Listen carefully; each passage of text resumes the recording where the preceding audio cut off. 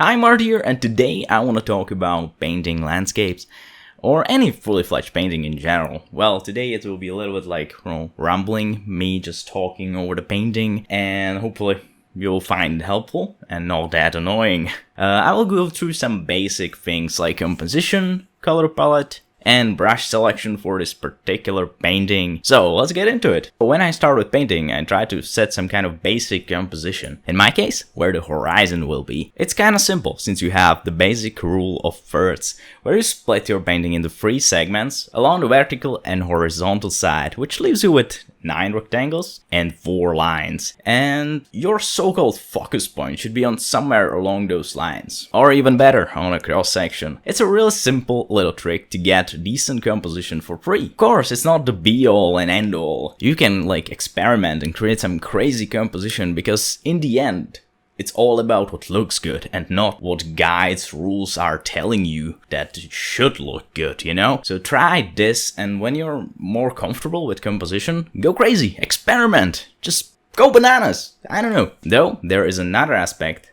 to the composition, and that's something I call layers of composition. I'm not really sure, don't quote me on that, because that's how I call it. I don't really know the real term for that, but yeah, that's how I call it. And as you can see in my video, first thing I try to do is to block out shapes for so-called 3 layers of compositions, which for me are foreground, focus point, and background. Every painting should have at least those 3 layers. Those 3 layers have nothing to do with layers in painting program, okay? Just don't mix those up. It's just some imaginary layers. The same rule applies to traditional painting as well. So it's not just a digital. There should be some focus point, which is your character, building, city, etc. You know, the thing you want to focus. In my case, is the power plant. Next, there should be something in front of that, you know, some foreground. In my case, the field, trees in front of the power plant. And last, but not least, the background, which in my case is the sky and the sun. You know, it's just you want to give your painting some kind of depth. You don't want it to be just flat and boring, you know? That's why I'm telling you about the foreground, focus point, and background, you know, to give you some kind of depth to your painting. And as I said, every painting should have at least those 3. But you can, of course, add more than that. You can make more foreground and background layers. For example, if I'd add a forest behind the power plant, that would be the first background layer, and the sky would be another one, the second one, etc. You know, you can just go bananas with that as well. It doesn't matter. It's on you to experiment with. I'm just trying to give you some basic guides that you will take your anchor point, and you will just fly with craziness bananas and create something super cool. Another thing I wanted to talk about is to creating a color palette.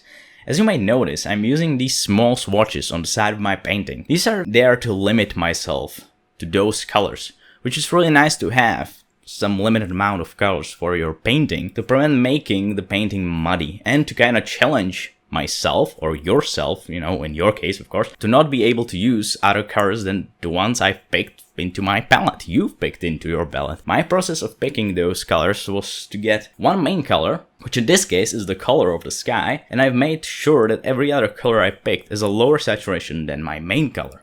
Which is kind of, you know, safe thing to do. If you stay between low saturation colors, everything is usually fine. But of course, as you will get more confident with colors, you can get away with more and more saturation, and maybe even break some rules. Because the only rule that matters is that painting is looking good. And the last thing I want to talk about today is my reason to use just round hard edge opaque brush. Which means that the pressure sensitivity works only on the size of the brush, but not on the opacity. The opacity is always on 100%, that's what opaque means, right? And the reason for that is to challenge myself to create something that looks good without blending colors. Also, it gives the painting this nice and kind of painterly look. I really recommend trying this from time to time. It's a nice exercise, and you will learn more about shadows and values, because you know, you will separate those shadows and values. You aren't just not just blending in gradients and, you know, making shadow by a mistake. Let's say this way, you actually have to pick the color to create the shadow. You're just not making it by mistake.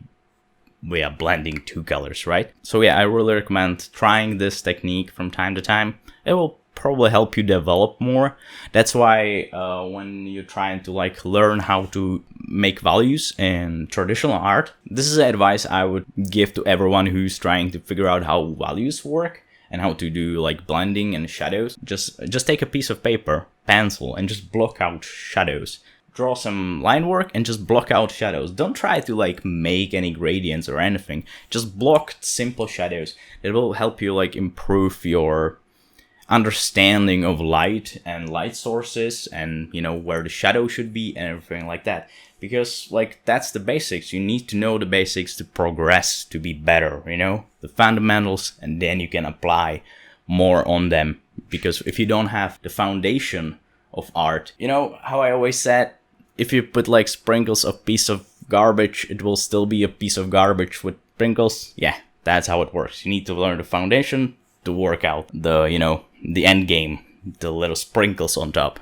Okay, this is it for today. I hope that it was at least a bit useful for you, and if you have any questions or some tricks you want to share with others, leave them in the comments below or on our Discord, where we do all the contests and where you can get more feedback and talk with other artists. And with this, thanks for watching. I hope I'll see you in the next one. Mart's out.